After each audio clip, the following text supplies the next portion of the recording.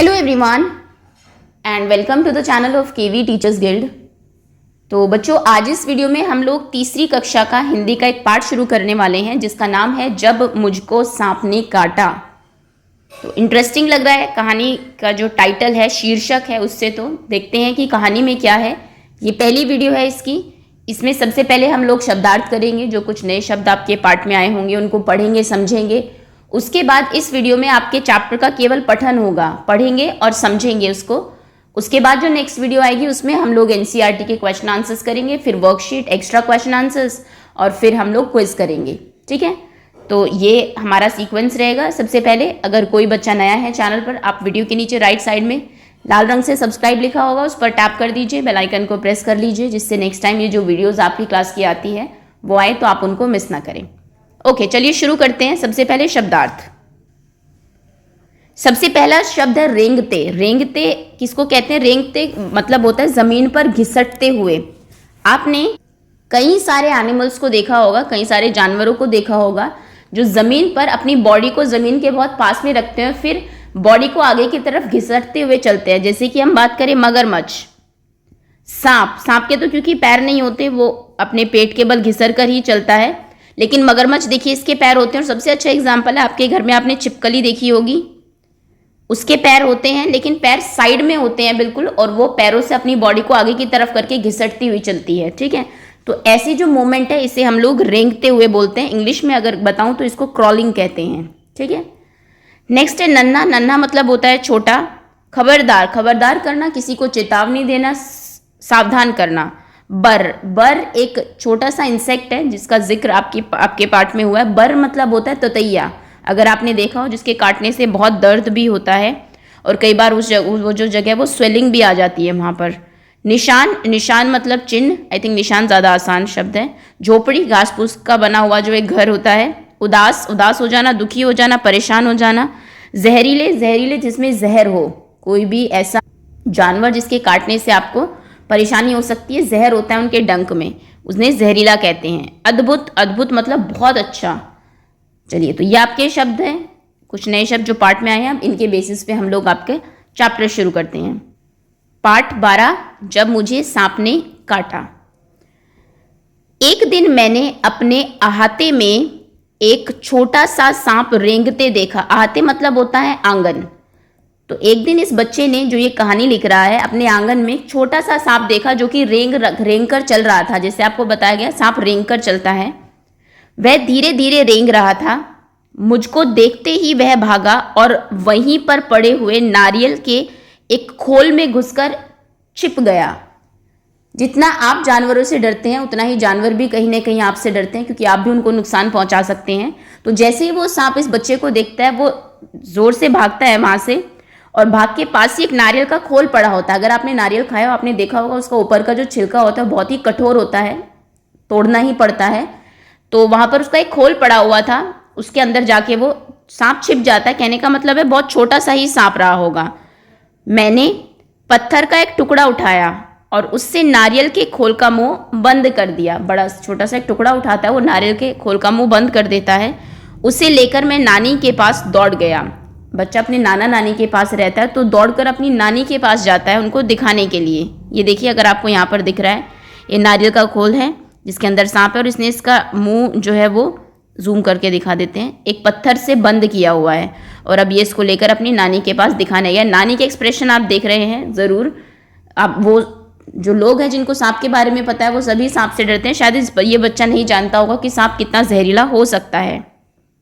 मैंने कहा, नानी देखो, मैंने सांप पकड़ा है। नानी चीख उठी। सांप, जो ऊपर आपको पिक्चर दिखाई है, वो चीख कर बोलती है सांप। वह इतना घबरा गई कि लगी जोर जोर से चीखने पुकारने। बहुत ज़्यादा नानी घबरा जाती है। नाना ने सुना तो अंदर दौड़े आए। नाना ने जब सुना तो, नाना घर के बाहर होंगे हो सकता है उस समय, तो दौड़कर अंदर आते हैं।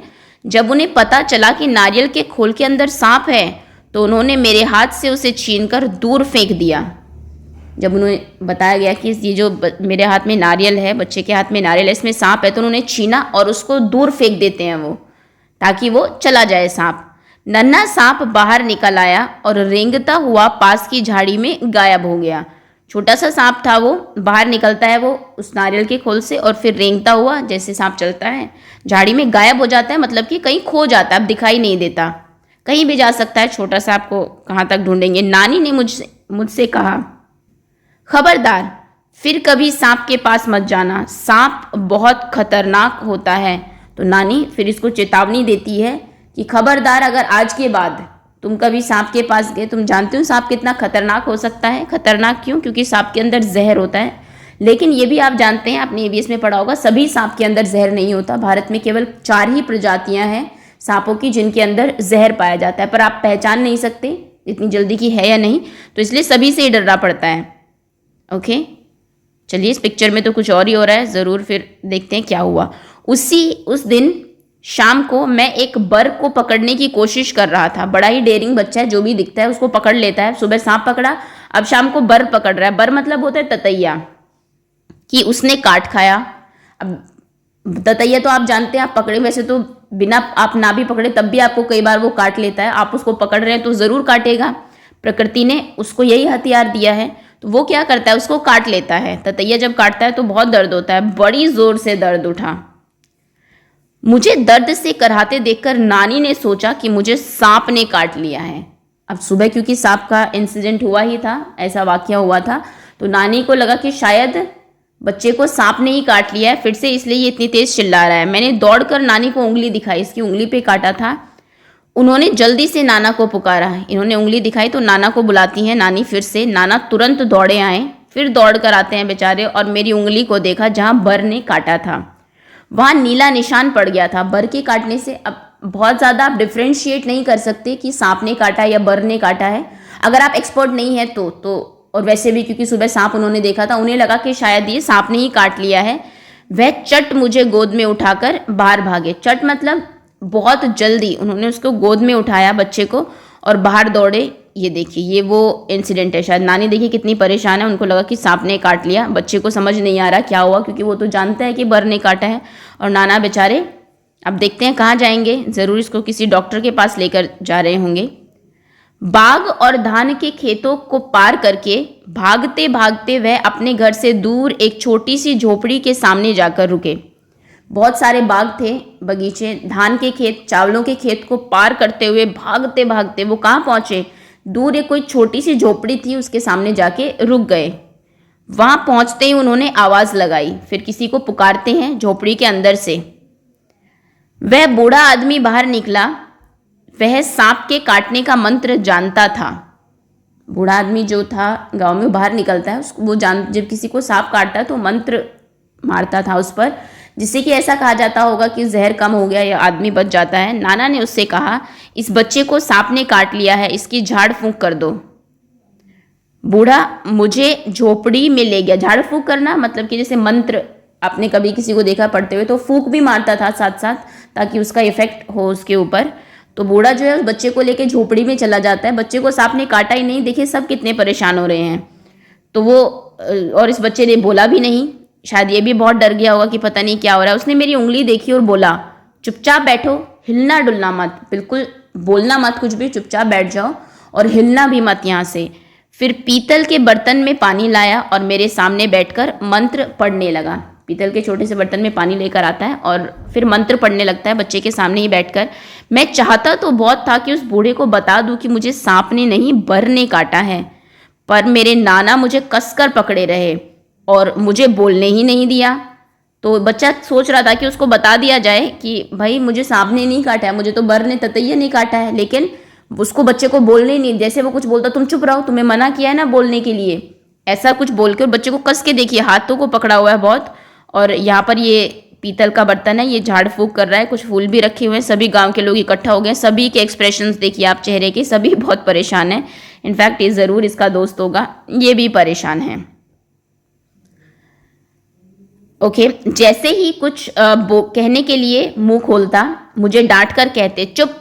डर के मारे मैं चुप हो जाता। जैसे कुछ कहने के लिए मुंह खोलता ये, तो इसको चुप करा देते थे सभी। फिर बेचारा बच्चा भी इतना डरा हुआ था, ये भी चुप हो गया। हमारे पीछे पीछे हमारी नानी भी कई लोगों के साथ वहाँ आ पहुंची। सब लोग उदास खड़े देखते रहे, वो तो हमने देख लिया पिक्चर में। सब लोग परेशान थे कि पता नहीं क्या होगा। जब तक मेरी उंगली तब तक मेरी उंगली का दर्द जा चुका था। थोड़ी देर बाद आपने देखा होगा बर जब काटता है एकदम से दर्द होता है, उसके बाद धीरे धीरे कम हो जाता है वो। फिर भी मुझे वहाँ ज़बरदस्ती बैठकर झाड़ फूँक करवानी पड़ रही थी। दर्द भी नहीं था, सांप ने भी नहीं काटा, लेकिन फिर भी झाड़ फूँक करवानी पड़ रही है। कुछ मिनट बाद बूढ़ा आदमी उठा, उसने उसी बर्तन के पानी से मेरी उंगली धोई और मुझे पिलाया भी। जिस पानी को वो बर्तन में लेकर बैठा हुआ था उसके ऊपर सारे मंत्र भी मार रहा था, उसने उसी से उसकी उंगली वो धोता है जहाँ पर बर ने काटा था, माफ़ कीजिएगा, और उसको पिला भी देता है। उसने मुझे बोलने से मना किया ताकि दवा का पूरा असर हो। ओहो, इससे पहले कि वो बताए उसने फिर से मना कर दिया कि बोलना नहीं है तुम्हें, जिससे कि दवा का असर हो जाए, बोले तो दवा का असर कम होगा। फिर वह नाना से बोला, बच्चा खतरे से बाहर है, अच्छा हुआ आप समय रहते मेरे पास ले आए, बड़े जहरीले सांप ने काटा था। तो उस बूढ़े ने कहा, उसका क्योंकि काम ही यही है कि बहुत अच्छा हुआ आप जल्दी ही ले आए, क्योंकि बहुत जहरीला सांप था जिसने इसको काटा था, कुछ भी हो सकता था अगर आप देर करते तो। लेकिन अब बच्चे को कोई खतरा नहीं है, अब डरने की कोई बात नहीं, अब ये खतरे से बाहर है। सब लोगों ने बूढ़े के अद्भुत इलाज के लिए बहुत बहुत धन्यवाद दिया। जान बच गई भाई। अगर सच लोगों को तो ये लग रहा था ना कि सांप ने काटा और जहरीले सांप ने काटा और उसने बचा लिया, तो सब लोग बहुत इम्प्रेस हो गए। बहुत अद्भुत, कितना अजूबा, कितना अच्छा इलाज उसने किया, उसको बहुत बहुत धन्यवाद दिया। घर लौटने के बाद नाना ने उसके लिए बहुत सारी बहुत सारी चीज़ें भेंट में भेजी। उसके लिए भेंट मतलब होता है गिफ्ट, इंग्लिश में अगर बताएं तो बहुत सारे गिफ्ट्स उनको दिए कि आपने हमारे बच्चे की जो है जान बचाई, उसके लिए ये आप सबके ये आपके लिए है। चलिए, तो कहानी लिखी है शंकर जी ने, इनका नाम राइटर का आप याद रखिएगा। इंटरेस्टिंग स्टोरी है कि किस तरीके से एक थोड़ी सी कन्फ्यूजन जो है उसकी वजह से सब लोगों को इतनी परेशानी हुई और जिसकी ज़रूरत भी नहीं थी झाड़ फूँक की, वो करवानी पड़ी। पर चलिए, कहीं ना कहीं उस बूढ़े का, बेचारे का, जो कि झोपड़ी में रहता है, उसका वही काम है झाड़ फूँक करने का, उसको थोड़े से पैसे, थोड़े से गिफ्ट, थोड़ी सी चीज़ें ज़रूर मिल गई होगी। सो ये है आपका पार्ट। धन्यवाद बहुत बहुत। उम्मीद है कि आपको समझ में आ गया होगा। अगली वीडियो में इसके क्वेश्चन आंसर्स एनसीईआरटी के डिस्कस करेंगे।